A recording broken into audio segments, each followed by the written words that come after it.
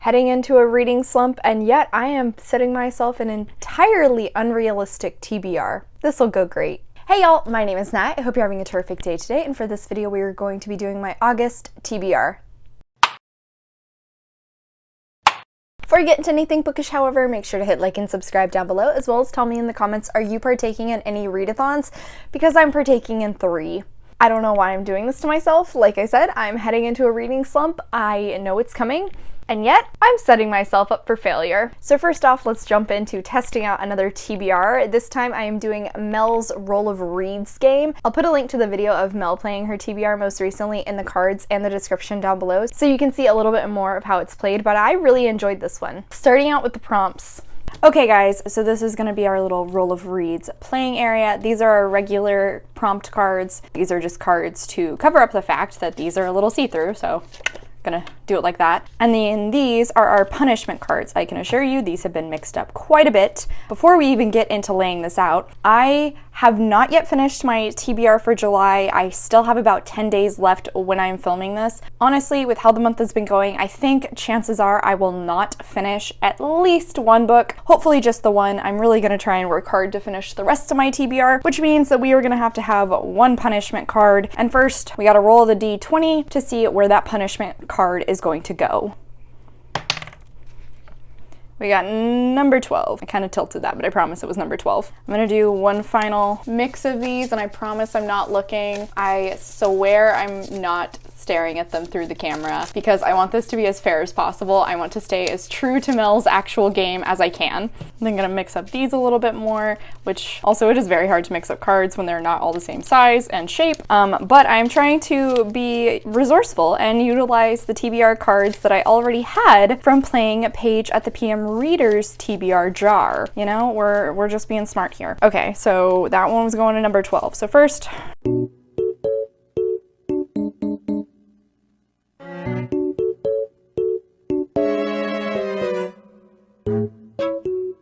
okay, these are our remaining prompts. If we roll a 1, I have to add a prompt. If I roll a 20, I can either do the prompt or completely ignore it, make it a mood read, kind of do whatever I want, honestly, which is very nice. Let's keep our fingers crossed that we can get a nat 20. Okay, now I'm gonna roll my D8. Okay, we got 5. That's pretty easy. First roll.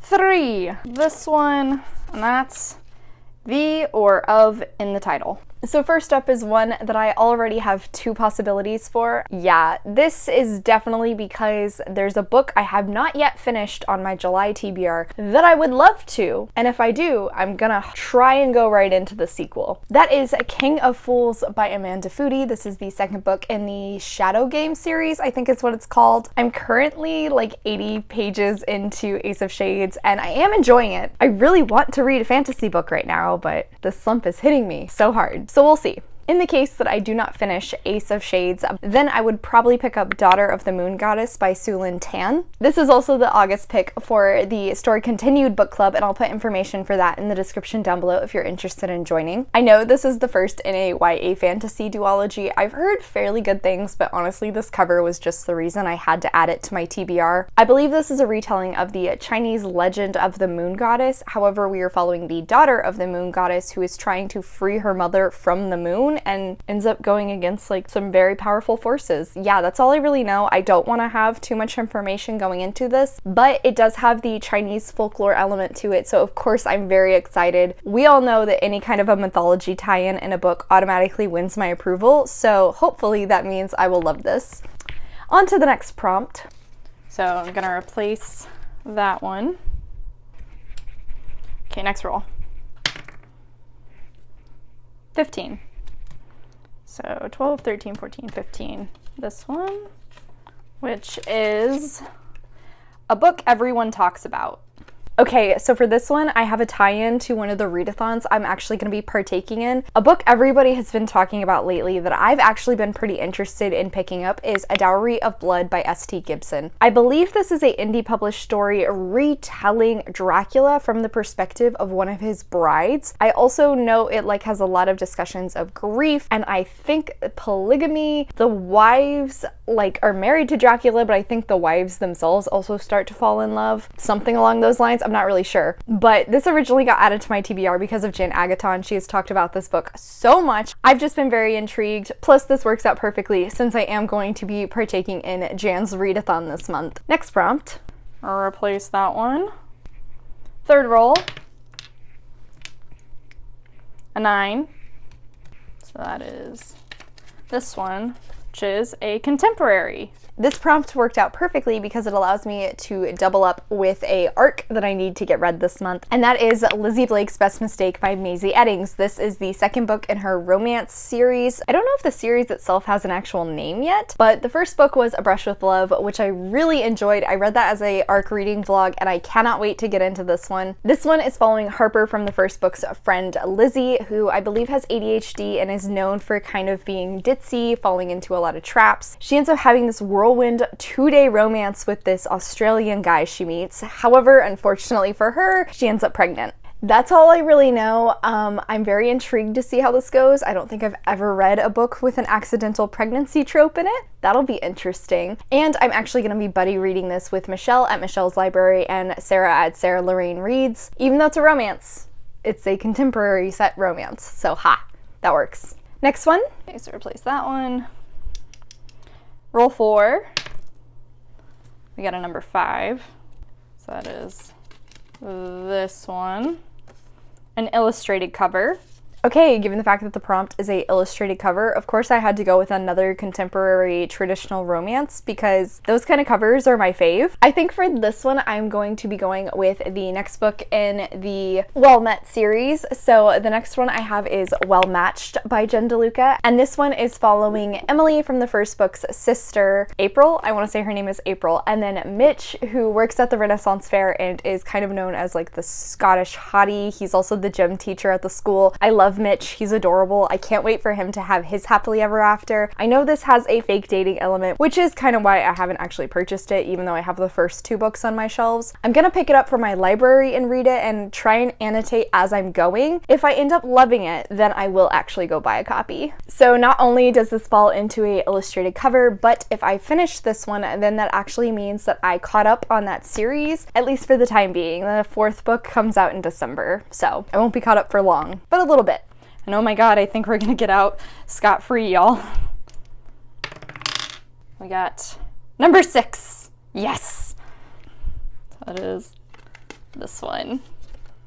An unread author. So, truth be told, there are many books on my TBR this month with authors I have not read from. I probably should have been smarter and doubled up, but instead I'm going to pick up Project Hail Mary by Andy Weir. That is because Lexi at Books with Lexi is going to be hosting a read-along of this month to commemorate hitting 500 subscribers, since this is her favorite book. If you did not see the video where I hold this was actually annotated by 2 of my best friends now, and I'm the 3rd person to go through, read it, and annotate it. It'll be a very immersive, very entertaining, interactive reading experience for me, which probably means it will take a little bit longer. And given the fact this is already chunky, that makes me nervous. I've heard amazing things about Andy Weir's stuff, and I do know with this one, it is following a man who I think is like a high school science teacher, and one day he ends up waking up on a space station and in a spaceship, something along those lines. But he has no memory of how he got there. We shall see. It's sci-fi, not my thing usually, but who knows? So that is it for the roll of reads,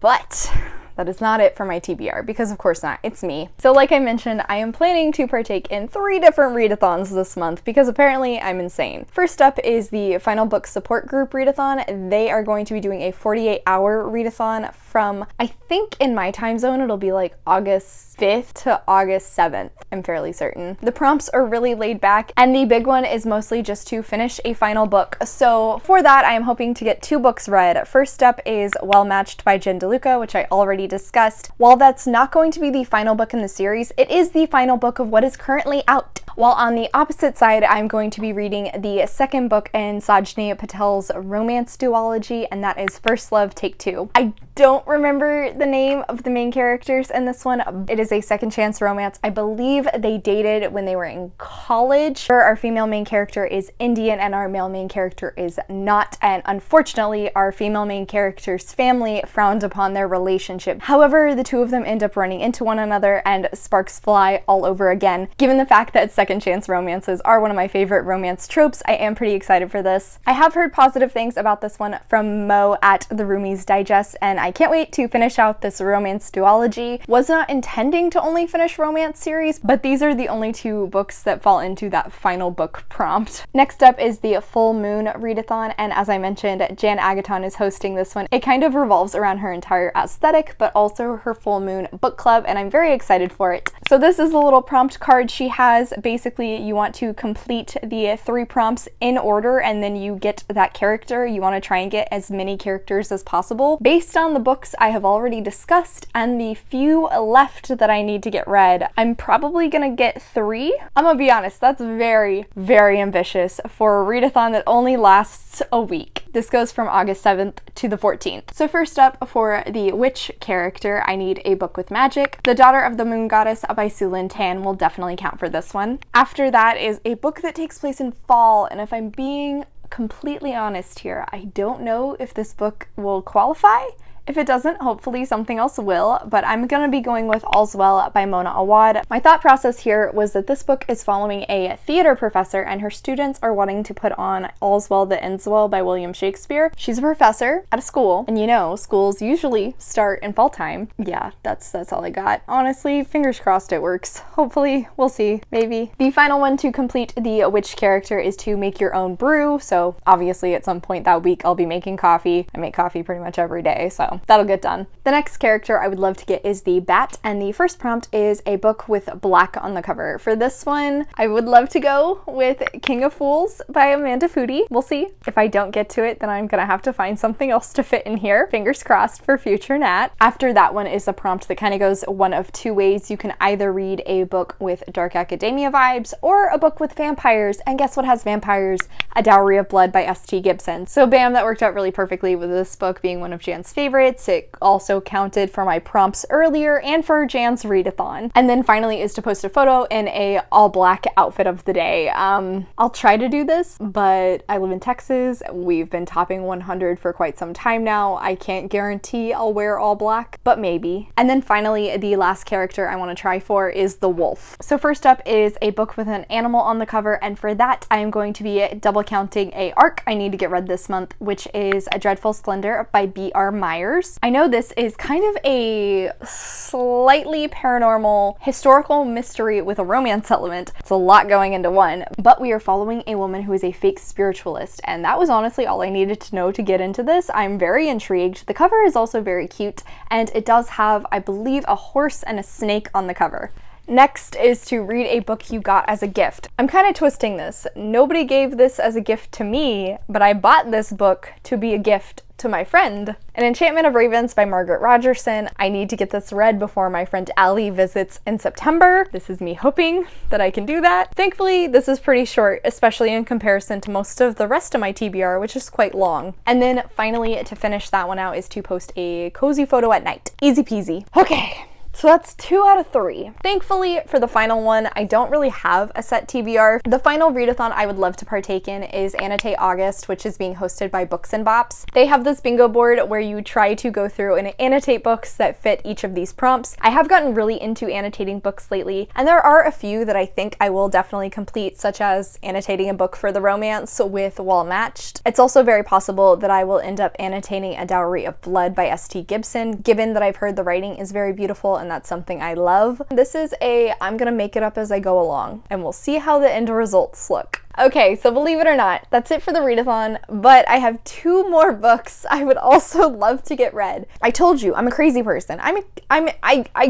But I have 2 book clubs I would also love to partake in, which I haven't previously mentioned. First up is Pages in Color, which is a book club focusing on reading fantasy stories from BIPOC authors, and this quarter they are reading Kingdom of Souls by Rena Brown. I've had this on my TBR for quite some time. It is a YA fantasy. I believe this story is based upon West West African history and folklore, and I know it is following a woman who comes from a family of very powerful beings. Unfortunately for her, she cannot use magic in any way, shape, or form. She has tried. Her mother is very angry about this, but is also incredibly power hungry, and I think is slowly trying to take over the kingdom. Our main character ends up trying to utilize a way of getting magic that trades years off her life so she can stand up to her mother. I've had it on my TBR shelf for quite some time, and I'm very excited to finally start in. As I mentioned, this book club reads each book quarterly, so I may break this down and only read a portion of it in August. We'll see. I'm not really sure about how that's gonna go. And then finally is the book for the full moon book club this month. Yeah, I'm just gonna talk about Jan nonstop in this video, basically. I mean, if I'm being honest, she's like my booktube girl crush, so here you go.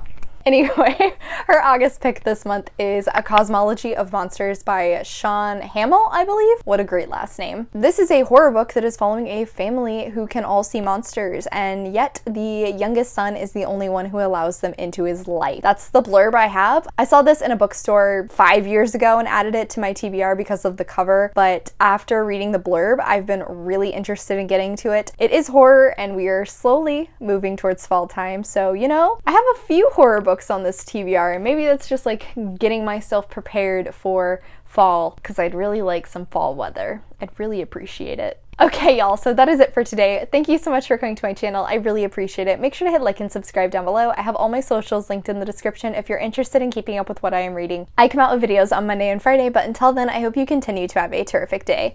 Love you, bye!